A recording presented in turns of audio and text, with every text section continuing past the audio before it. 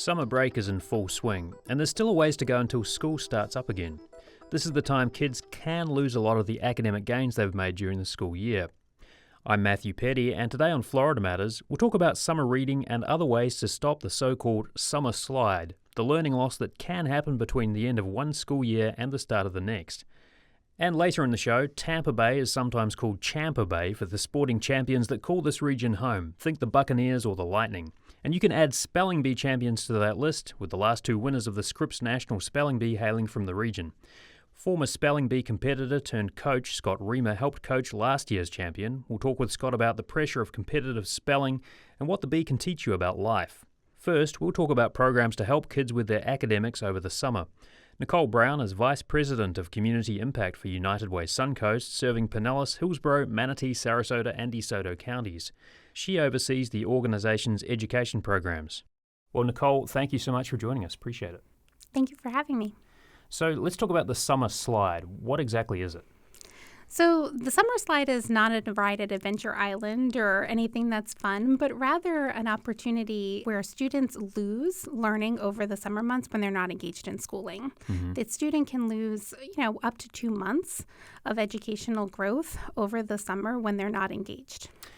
I've read a little bit about this, and by some estimates, children can lose up to 40% of what they've learned the previous year over the summer break. But then there's other research that says it's not at all clear how much academic loss actually takes place, if any. One paper found different standardized tests give you different results on summer learning loss. So how big of a problem do you think it is? I do think it's a big problem, and not only from the research. Certainly the National Campaign for Grade Level Reading and the National Summer Learning Association have done a lot of research about summer learning loss, but we're also seeing it just kind of play out in what our school districts are telling us and how they're seeing children come back, not in the same place that they were at the end of the school year. Are there certain subjects that are harder for kids to retain? I certainly think literacy and math, those are, certainly areas that are easily maintained over the summer with a little bit of engagement and are more noticeable when students come back, especially in our early years, those elementary years, when students are learning to read in that pre-K through third grade. If they're not engaging, and, it's really a simple thing. If you are reading, 2 books, some research says, as little as 2 books is enough really to keep students engaged. If there are kids who are, right on the cusp of reading for themselves, though, that's going to require quite a lot more parental input, right? So is that a tricky time for summer learning loss when parents maybe don't have that time to sit with their kids? Yes, I think it can be a difficult time for children in terms of being on that literacy journey. You really do need to continue to have that engagement.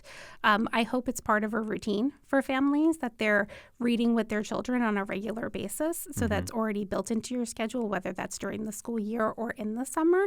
But it can be particularly difficult for children, and that's why it's all the more important to access some of our community resources around story hours, an active summer camp experience, and then making sure that they're being able to get out into the community and have some of that experiential learning that will allow you to have conversations. Language is so connected with reading and literacy. So that's the reading component. What about math? Is it difficult to keep those skills up throughout the summer? It can be difficult. I really think that there's a huge benefit to being out and doing things together and seeing those opportunities and taking them, especially as parents, for us to see those chances for learning and to take advantage of them. Like take your kids grocery shopping and have them help you figure out the kind of budget for the grocery list, for example. That's a perfect way. Yeah, there's so many small spaces for us as caregivers to sort of weave in learning into our daily lives. But I also am a proponent of things such as, a curriculum or a summer bridge book. Summer bridge books are easily available at grocery stores and, just shopping spaces around our community. They're low cost and they reinforce skills from one year and prepare you for the next year. They can be fun to do, just a small amount of engagement, 20 to 30 minutes, a couple of times a week is enough for a child to really just maintain those skills.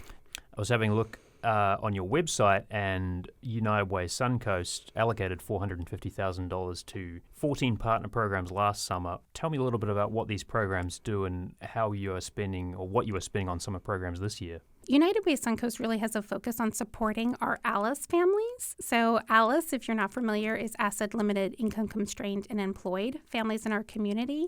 And so we partner with a number of community organizations to provide scholarships for students to be able to access high-quality camps during the summer. We call that our Summer Care program. And all of our partners through Summer Care, we provide them with Bridgebrook's curriculum for all of those students. So about 2,000 students are receiving a Bridgebook through United Way Suncoast this summer. We're spending about the same amount, and we have 13 different partners this year with 27 different individual camps. We also, in addition to that $450,000 of support for scholarships, are creating some opportunities for all of the students at those camps to have that academic continuation. The Bridge Books is one of our strategies for that. We also work with a community partner around providing teachers to support students that are most in need of literacy support.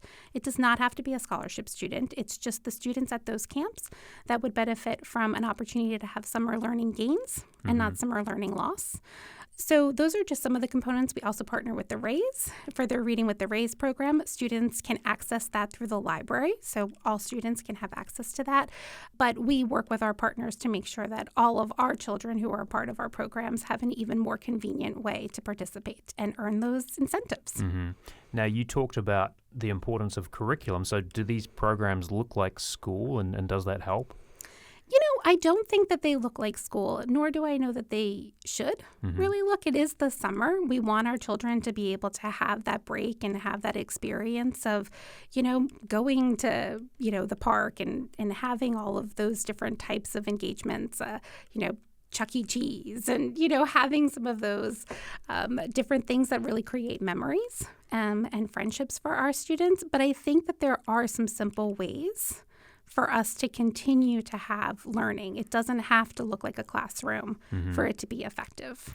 Yeah, I mean, there is, I guess, some value in giving kids a break, because school can be quite stressful for kids, right? There's a lot of homework, there is a lot of structure, there's a long school day, and there's something to be said for giving kids a break so their brains can kind of recharge and refresh.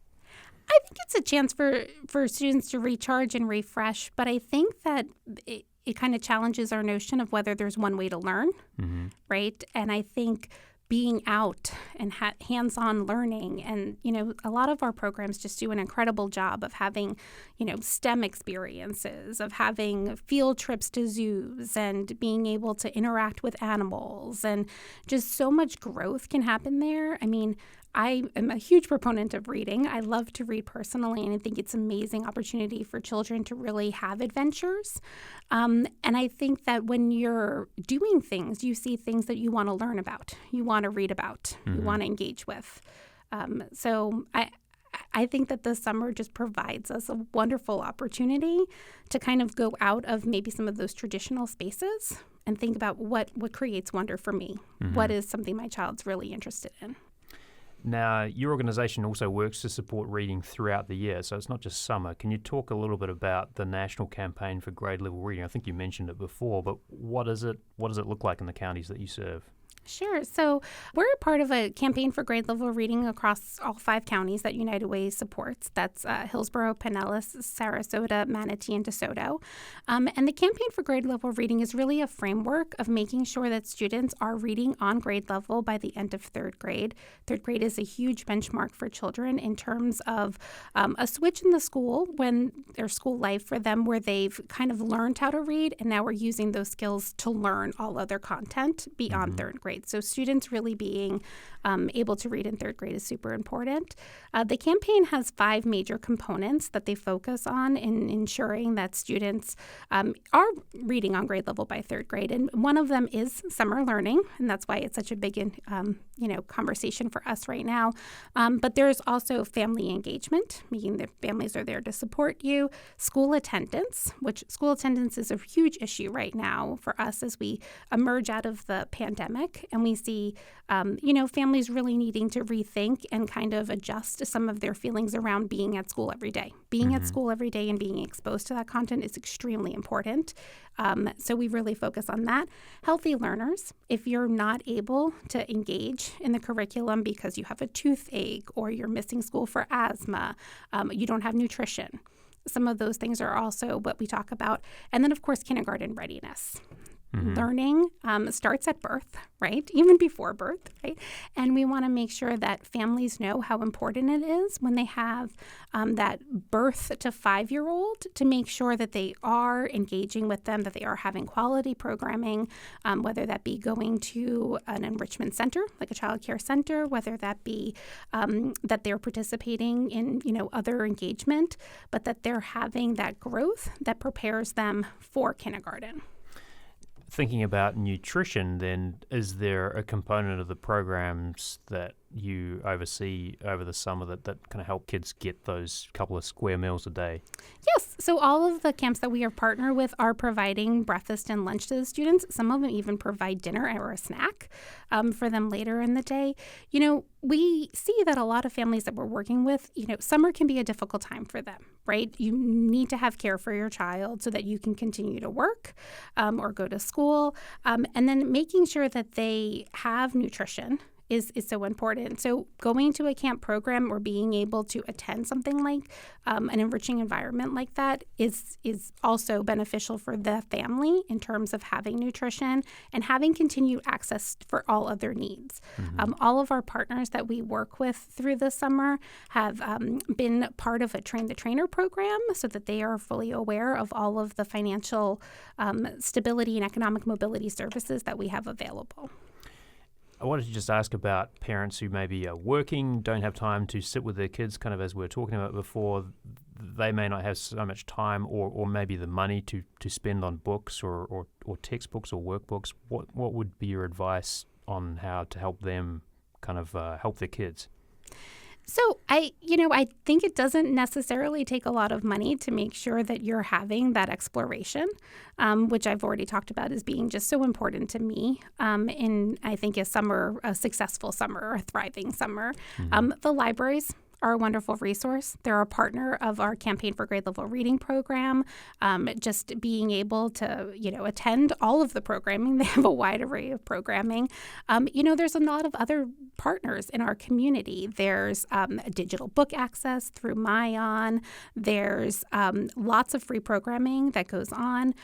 Through United Way, we also put together a summer toolkit of all the different things that are available, everything from reading logs, what WEDU produces in terms of PBS for children. There's just a ton of free resources out there. National Summer Learning Week is coming up on July 15th through the 19th. Each one of those days is focused on a different theme, whether it be literacy and reading a book one day or an activity focused on math or science, doing an experiment. All of those resources are available online for free that families can look up and just, pick something that you want to explore for a day. Do an activity. Find a little experiment that only requires things from your kitchen.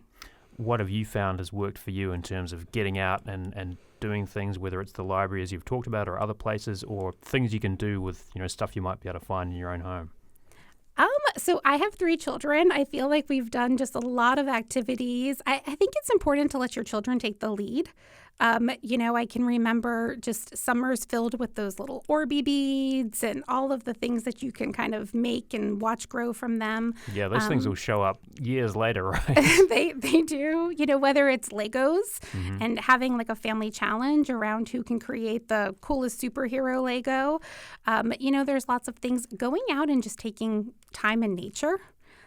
We're blessed with just so many wonderful parks and, spaces for, exploring trees and water. And just a lot of that is accessible to our children and maybe something we don't always get to do in a busy, hectic family life during the school year. Yeah, just find somewhere with a bit of shade, right, and some water. Yes, please. Well, we've been speaking with Nicole Brown, Vice President of Community Impact for United Way Suncoast, serving Pinellas, Hillsborough, Manatee, Sarasota and DeSoto counties. Thank you so much. Thank you for having me. You're listening to Florida Matters. Still to come, there's just something addictive. Once you've been stung by the bee, there's really kind of no going back. It's a high stakes competition because one missed letter and you're out. It's kind of all or nothing. The flip side of the summer slide may be the brutal world of competitive spelling, where some kids try to cram 4,000 new words into their brains each day. We'll talk with a former competitor turned spelling bee coach when we come back. Welcome back to Florida Matters. I'm Matthew Petty. Ramaner. R-A-M-O-N-E-U-R. Aposiopesis. A-P-O-S-I-O-P-E-S-I-S. Abseil.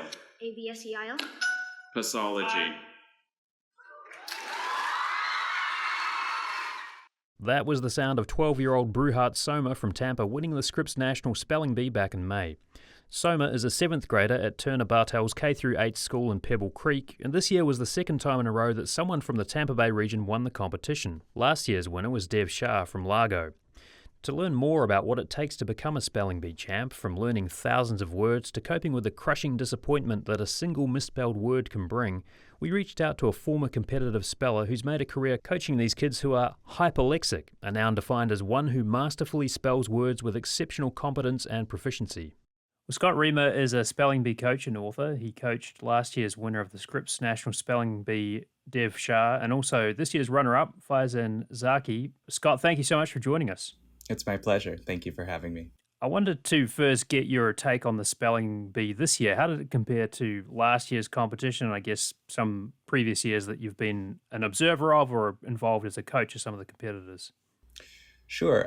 This year's spelling bee was rather interesting because of the spell-off at the very end. This is the second year that there's been a spell-off at the National Spelling Bee since the introduction of the spell-off in 2022.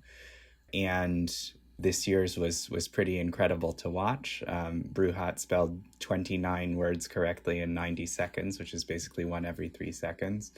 Other than that, I would say that at certain moments during the competition, it felt like sometimes the calibration of the difficulty of the words was not quite what it normally would be. Generally speaking, to compose a spelling bee, you try to pick words that are more or less equal in terms of their difficulty throughout a round. And this year it felt like there were certain inconsistencies. So some words were a bit easier than others, is that what you mean? Effectively, yeah. So Faizan, the runner-up, told one news outlet that he's going straight back to training for the spelling bee next year, and he said his goal is to learn 4,000 new words a day over the summer. I mean, is this a typical routine for the spellers that you coach? Well, first off, I'm glad that he's, dedicated and interested in redoubling his efforts. I'm not sure I would say that that's necessarily typical. I am a firm believer that it's important to take a little bit of a break, especially over the summer. But I would say that, spelling is a competitive sport, and it is the kind of thing that requires regular training and practice. So it's important to keep in fine fettle, and part of that involves just practicing daily. Generally speaking, as a coach, I don't really measure success in terms of the number of words that a kid learns. It's more about the depth of the understanding. And although those two things generally do go together, it's not necessarily the case that a kid could study 2,000 words and just be rote memorizing them and not get as much out of studying those 2,000 words as a kid who studied 300 words, but who did it thoroughly and who really understood the stems and who went through the entire methodology and procedure for each of those words very carefully. Now, you competed in spelling bees yourself before you made a career as a coach. So what got you into it as a kid? Like, what was it that made you obviously interested in spelling and language, and then kind of take that next step and become a competitor? So it was a combination of things. Initially, when I started doing the spelling bee, I actually knew very little about it, and I sort of participated on a whim.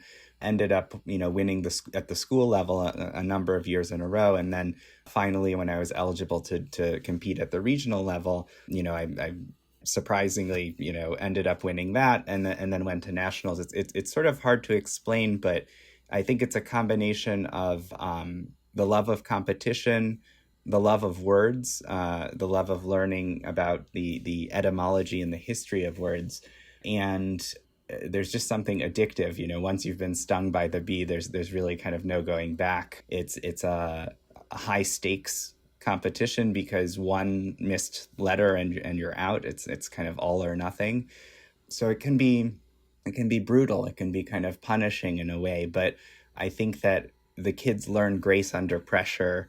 They learn discipline. They learn how to, sort of study for hours a day for a distant goal. And I think they learn a ton about dealing with failure, or, and I wouldn't even necessarily say it's failure, dealing with disappointment is maybe a better word, and learning how to sort of be resilient and come out of that stronger. So I think the bee teaches a lot of really wonderful life lessons. I know it did for me.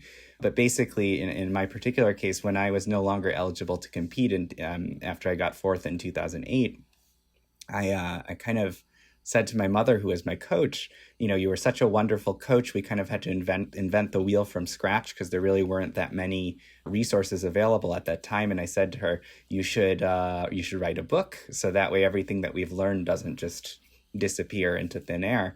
And she kind of laughed and she said, I'm done with this, but if you want, you can go right ahead. I don't think she really thought I was going to take her up on that, but I did. So I sat down and I started, organizing all of the word lists and trying to think about what I had learned about linguistics and all of that. And then 16 months later, I kind of presented her with the manuscript for the first edition of Words of Wisdom. And she did an amazing job helping me edit that. And then from there, I started doing some coaching. And it was the kind of thing where I think I sort of said to myself that there was something just a little bit incomplete. I felt like I hadn't won. And although I had made my peace with that, I still felt that there was more that I could do to give back to the spelling bee world. Then in 2010, one of the girls who I was coaching, who was the girl who won the Cleveland Regional Bee the year after I wasn't eligible anymore, she actually won the National Spelling Bee. And at that point, I said to myself, okay, I could probably start charging money for this and do this a little bit more professionally. And from there, it sort of took off, and I accepted more and more students over the years. So how old are you when you age out of spelling? Like, what's the cutoff age? So it's 8th grade, which generally speaking corresponds to around 14 years old. But they say that the maximum that someone can be in order to compete is 16. And then how old were you when your student won the National Spelling Bee? I think I must have been 16 because it was 2 years after I wasn't eligible to compete anymore. And I mean, how did that feel? Because you'd come pretty close, right? But sort of seeing your student taking the trophy, the prize there, what was that like for you? I was ecstatic. It was a really exhilarating moment. And, and over the years, I've had a lot of finalists, many of whom have come quite close, but, not quite won. And so I've had the privilege of kind of mentoring the kids because I've been doing this for such a long time. I know what it's like to be a competitor. I know what it's like to be an audience member. And so I'm able to kind of help them work through the emotions that they feel, especially when they don't quite get there. And to me, that's actually one of the most fulfilling parts of being a coach is being with the kids during Bee Week and helping the kids and the parents to deal with these complicated emotions, and even when the kids win, sometimes they feel a sense of confusion and loss sometimes because they've been competing for so long, they've been studying, they've been imagining this moment for so long, and then it comes, and afterwards they're like, how am I going to fill my time? How am I going to identify myself now that this chapter of my life is complete? And so I try to help them work through those thoughts and those feelings. English is kind of a vast sort of sprawling language, right? And I mean, your point about the roots of these different words and Latin and Greek and then other languages that English borrows from, it's not exactly easy to spell some of these things, right? Because you have to be quite familiar with a bunch of different languages besides English. So, I mean, do spelling bees exist in other languages? Or if they do, are they anything like an English spelling bee? So not as far as I'm aware. I mean, I think the thing that's closest to it is called the dictée, which is like a competition in France where they will read passages and then kids will write them. And the kids are graded in terms of their spelling, but I think also in terms of punctuation and that sort of thing. But the spelling bee is something that is uniquely English speaking, and not just English speaking, but actually American. So the United Kingdom and Canada does send a couple kids every year, and Canada's been involved with the Scripps National Spelling Bee for quite some time, actually. But Canada, the United Kingdom, many other countries in the Anglophone world could easily hold spelling bees if they wanted to, but for whatever reason, they generally don't.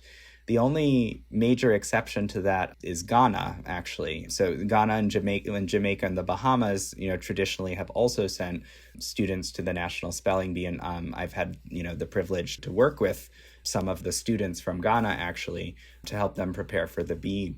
It's curious to me, yeah, but for whatever reason, the National Spelling Bee is a profoundly American institution, and it's one that, I think is really kind of important. It shows that we place value on learning and academic competitions, not only sports competitions and things like that. I think it's a really wonderful opportunity for kids who don't necessarily excel in conventional athletics to show their stuff on a national stage. Yeah, I think it's a national treasure. So what would your advice be to spellers, whether they're winners in this year, some of the runners up, or if they didn't do as well as they could have, what would your words of advice to them be?